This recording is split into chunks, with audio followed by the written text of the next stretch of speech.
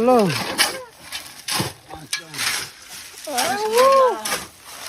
ल यसरी खट्ने आफ्नो घर बनाउन ल है ल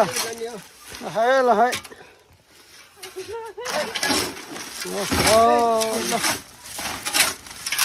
यसरी पो हुँदा खट्ने अब चरण सर चाहिँ टोइलेट खन्दै हुनुहुन्छ आफै एकदम खटिनु भएको है अब विदेशबाट कमाएको पैसा त्यही त हो नि अब घरमा लगानी गर्ने भनेर चाहिँ